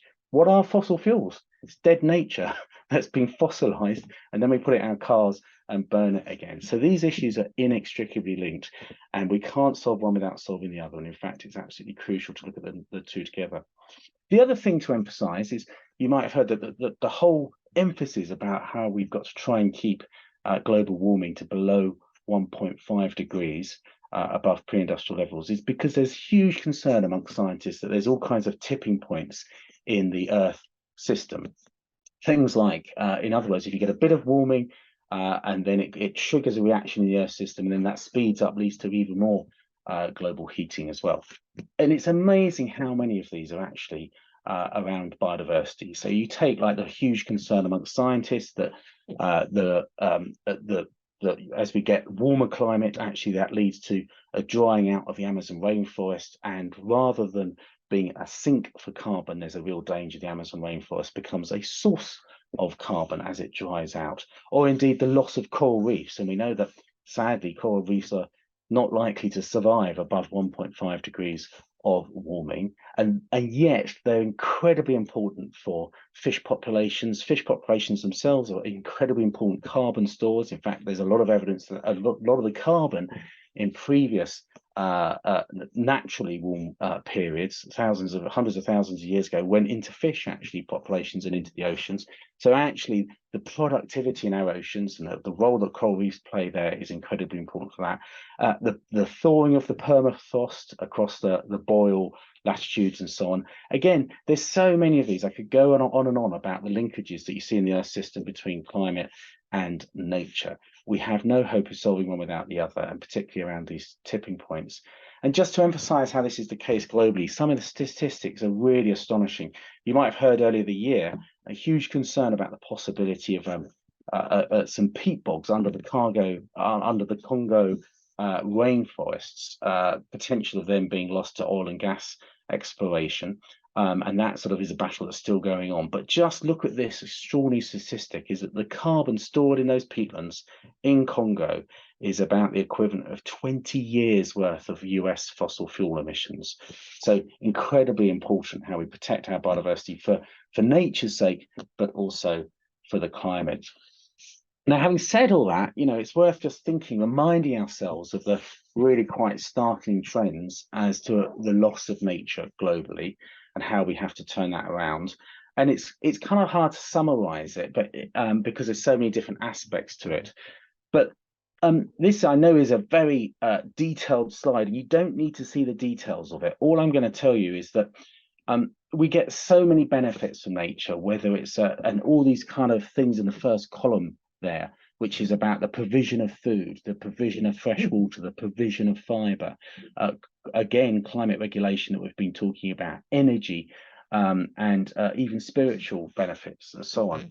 And what this paper from Science was summarizing just back in 2019 is, sadly, if you look at all the arrows in that second column, if you look at what's happened over the last 50 years, in my lifetime, sadly, we've seen the ability of nature to provide these huge benefits for humans has declined globally very significantly in the last 50 years. So at the precise moment in our human history that we need nature most to help solve these global problems, sadly, we've also been eroding the ability of nature to help solve them.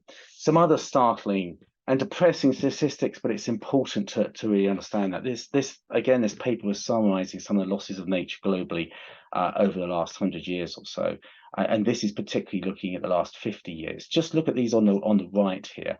So we've lost 47% of the extent and condition of our natural ecosystems globally. 25% of species are already threatened with extinction. The one that really is shocking is the biotic integrity. In other words, the abundance of naturally present species has declined globally by 23% on average in our terrestrial plant and animal communities. And the abundance, again, biomass and species abundance of wild mammals has fallen by 82% since 1970.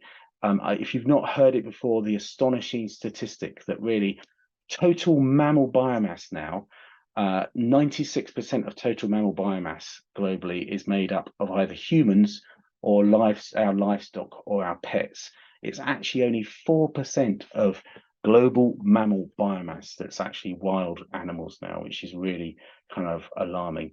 And of course, right around the world, this has also had a huge impact on the ability of local communities to benefit from nature as well, whether that's local communities in countries like the UK or indeed indigenous peoples in many other parts of the world as well. So it's truly sort of shocking statistics. And of course, we've seen exactly that here in the UK as well. Again, there's so many graphs I could show you, but I'm going to spare you most of them because they're pretty depressing. But the huge loss of abundance, again, that we've seen in our wildlife species here in the UK as well, particularly over the last 50 years.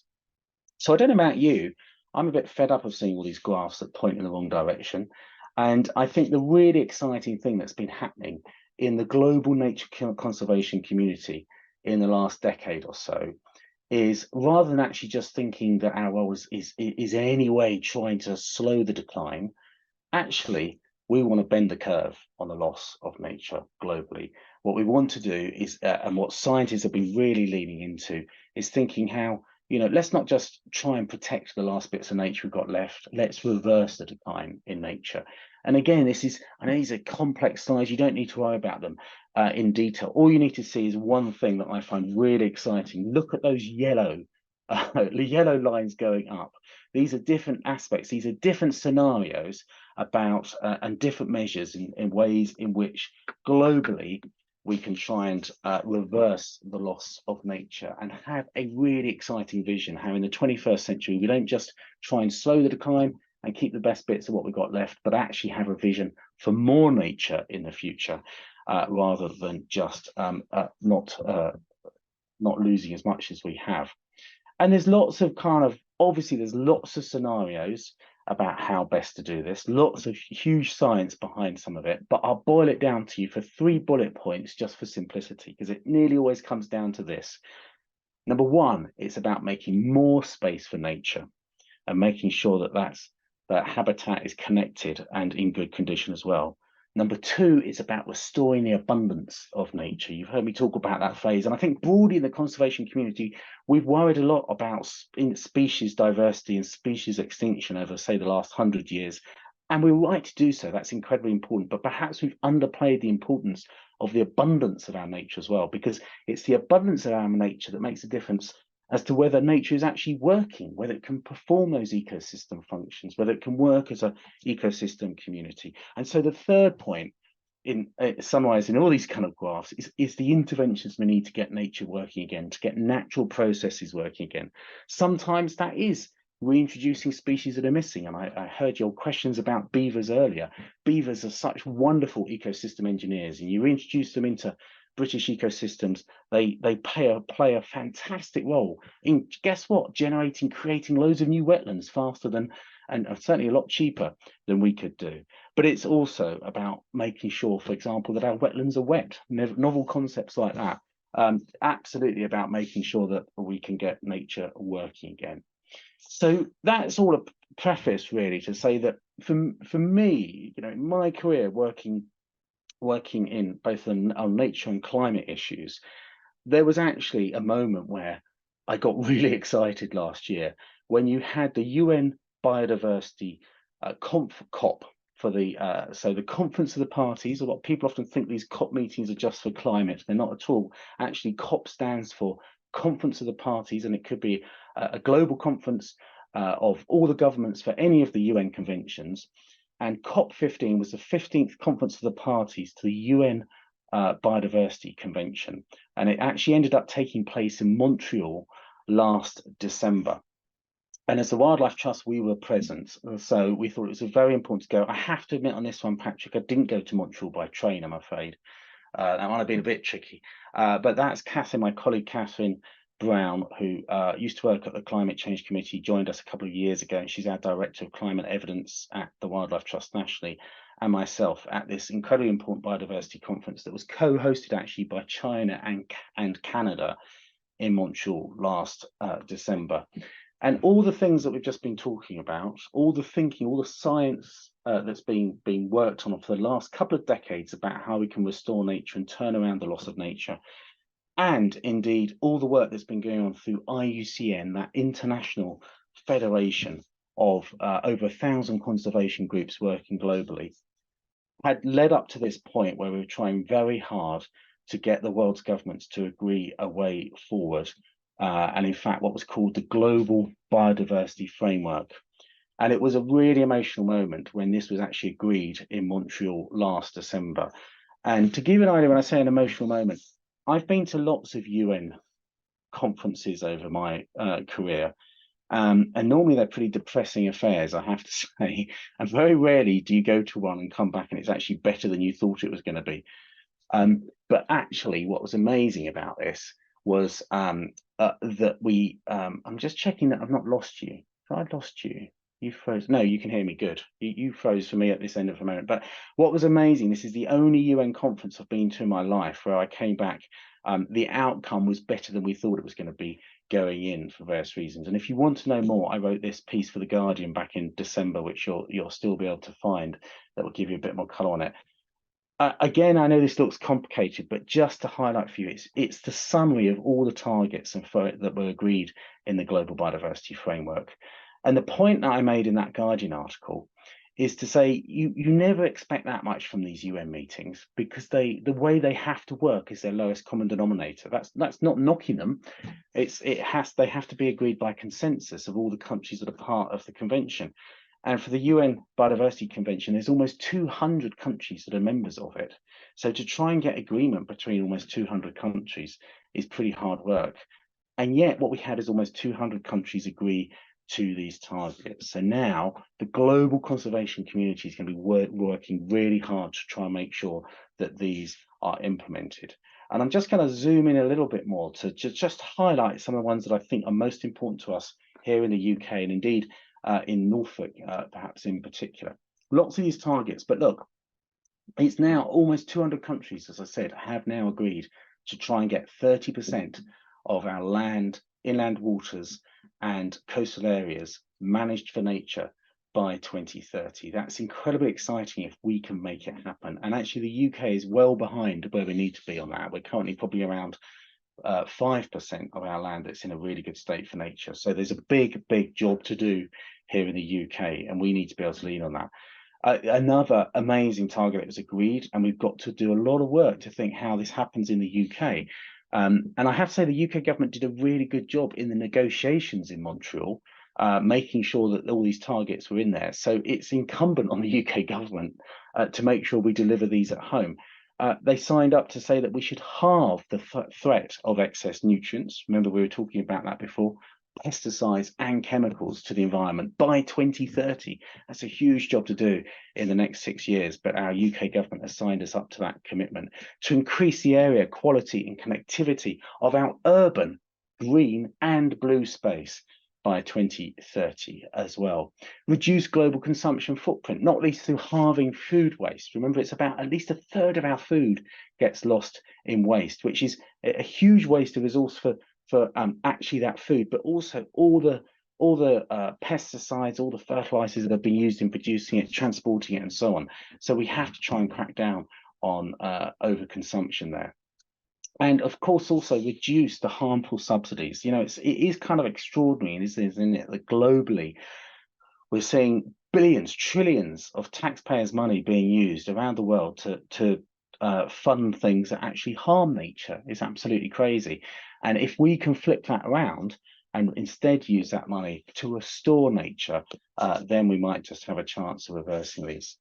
Now, all of this was very much in development at the time then, as the whole Wildlife Trust Federation nationally across the UK, we put together our collective strategy for the Wildlife Trust Federation, which we published in 2022. And this really chimes with the need to deliver on those targets. And it was just, it's incredibly exciting that Norfolk Wildlife Trust has this amazing strategy, a Wild on Norfolk 4, which I know you've been talking about tonight, was launched last year, which absolutely then, again, aligns and chimes with that, but does this in a way that is absolutely right for Norfolk and appropriate to Norfolk's circumstances. And that's what I think is so exciting about the way we can approach this, is that biodiversity conservation, nature's recovery, of course, always has to be kind of a local endeavor. It has to be done by people, by communities of and from a particular locality. And it absolutely has to be that those local communities, those local organizations are shaping how best to do nature's recovery at that local level.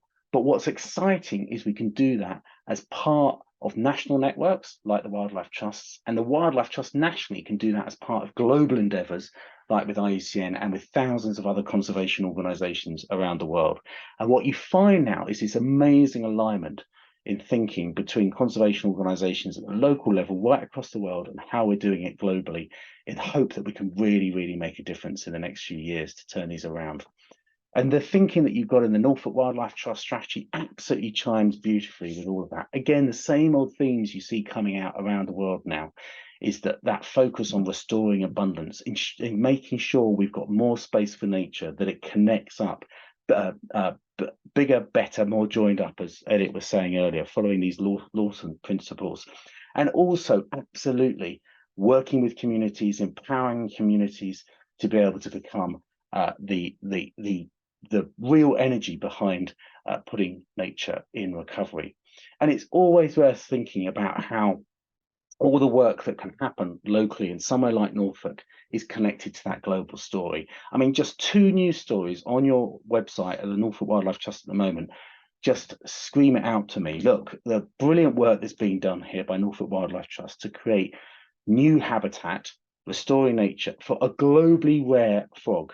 You know, this is exactly my point. This is conservation happens at the local level, but as part of that international story. And on the other side of the coin, the incredibly important work we have to do still to protect the beautiful bits of nature we have lost. We cannot afford to lose any more of our wonderful nature that is still there. And I do find it astonishing with, for example, things like the Norwich-Wensum link.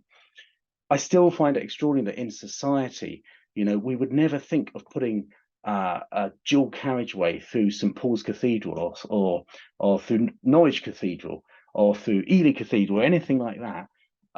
But we still seem to think it's okay to put dual carriageways right through the middle of our very best nature sites. And we have to start recognizing that actually we cannot afford to lose the very best of nature we've got left.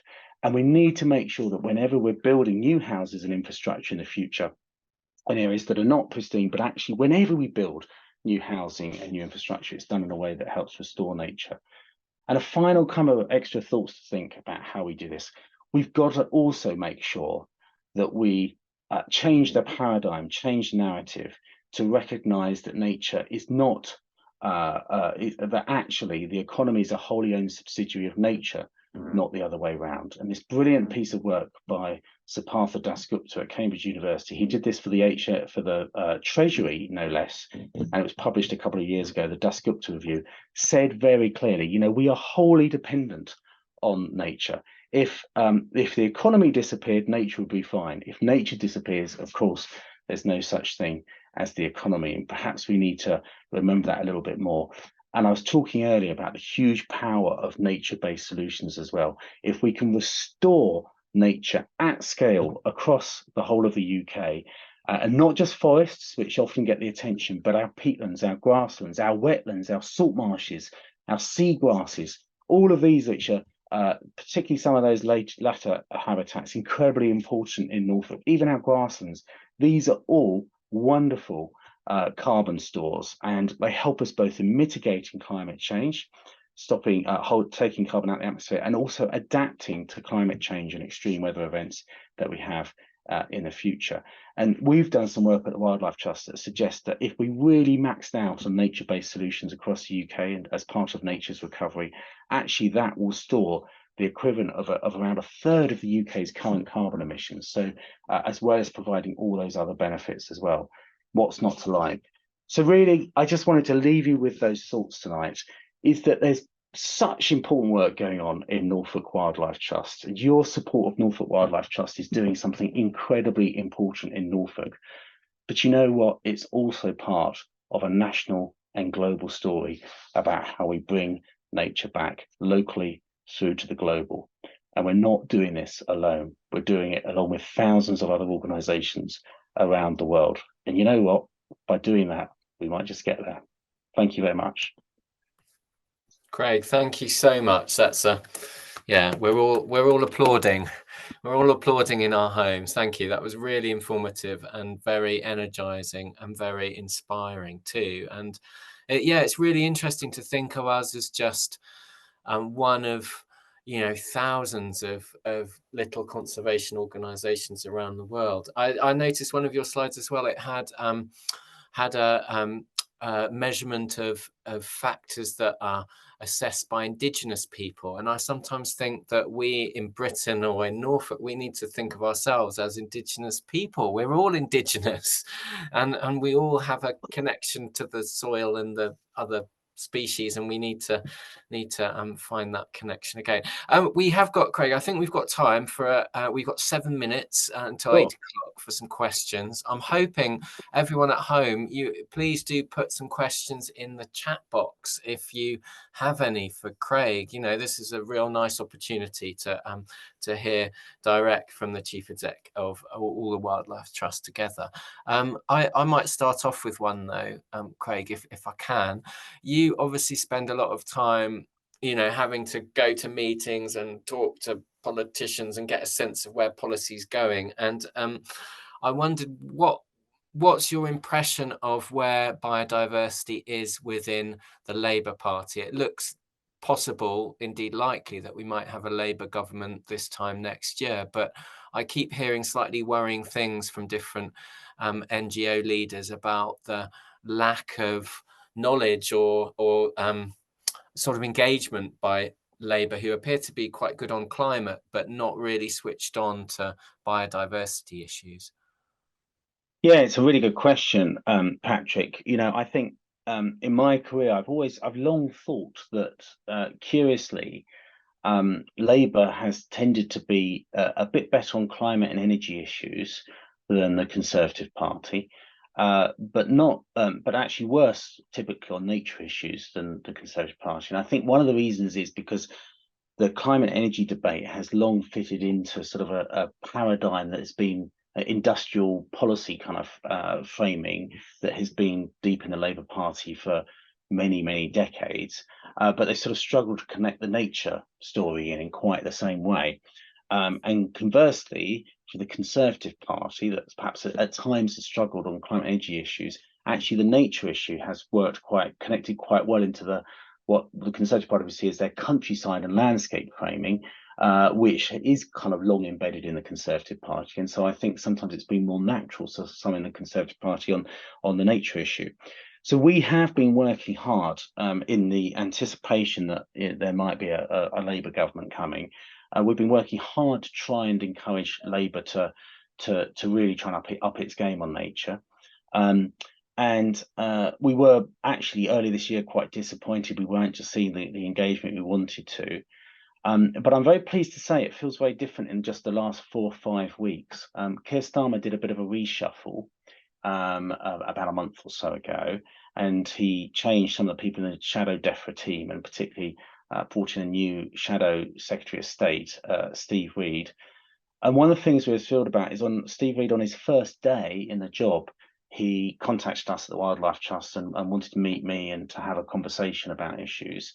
And everything I can tell you this now because he's now said it publicly as well on a Wild Live that we did as a panel debate we did as the Wildlife Trust from the Labour Party conference that you can find on YouTube as well.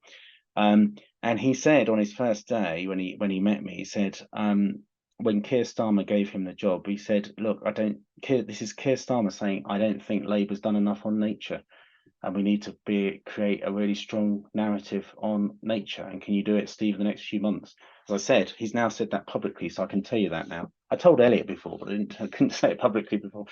And what's really exciting is he came to us, and we're now working very closely with Labour on trying to build that narrative. And in particular, we're working with Labour about how this can link to the thinking that Labour's doing around health and health services. Because actually, of course, there's so much research, so much evidence that if we can restore nature, that can play a huge role in helping deliver health outcomes. And we know that one thing that Labour is very concerned about at the moment is the need to try and improve health outcomes and help the NHS, but not in a way that costs more money. So we're really working on that. We're also continuing to work very hard with all the parties, with the Conservative Party, with the Liberal Democrats, and in the nations as well, in the Welsh parties and Scotland as well, through Scottish Wildlife Trust.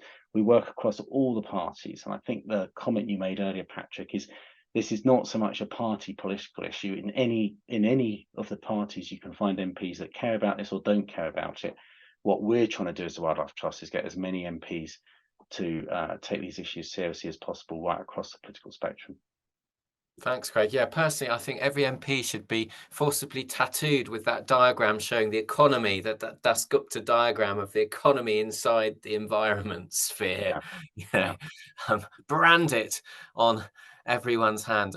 We have a question here from a member, Stephen Oliver, and Stephen says, what hope is there of the UK meeting its targets, I assume he means biodiversity targets, when we can't even prevent raw sewage being poured into our waterways? Well, we have to lean in, and we have to make a very loud call that we've got to do this. So this is one of the reasons why over the next year, right across the wildlife trusts, across the UK, we're going to be working hard to try and make sure that all candidates from all the parties going in the next general election hear from local communities that they really care about what's happening to nature. That we absolutely, yes, stop the dumping of raw sewage into our rivers, but we also massively try and reduce the runoff from agriculture going into our rivers, which is causing huge pollution problems there as well. And that actually we take much, much faster action in restoring nature. I mean, I said before that we estimate that only 5% of our of nature in Britain is in good state at the moment. 5% of our land is in a good state for nature. And it might seem, how on earth can we get to 30% in the next 6 to 7 years? But you know what, if the next government implemented the recommendations of something called the Glover Review, which was a review done about 3 years ago led by Julian Glover, which recommended that our national parks and ANOBs have a stronger remit, legal remit around nature, then you'd get into the 20% pretty quickly if that happened. If we create some new national nature reserves, and some of that is happening, if organisations like the Wildlife Trust are able to do many more acquisitions, and there's some great stuff happening in Norfolk Wildlife Trust on that, and right across the Wildlife Trust now, we're having huge numbers of acquisitions at the moment. And if we're working very closely with our friends at RSPB and National Trust on the same endeavour as well, all of this kind of means that we do see a way of getting there. I'm not going to pretend it's going to be easy, but we can think it could be doable. And on all of these targets, we really need to lean into them. But we've done a lot of work in the Wildlife Trust of thinking, what's the critical path? How can we get there? But we do see a way of getting there. But it's going to be hard work, Patrick. I do think the raw sewage point is obviously it's horrific and depressing, but it's also a kind of entry-level issue now for a whole new generation of people. And there's a lot of people who know very little about nature and wildlife who are engaged with this issue. It's so obvious, so shocking. They're outraged. And I think politicians are starting to take notice, aren't they? That's right.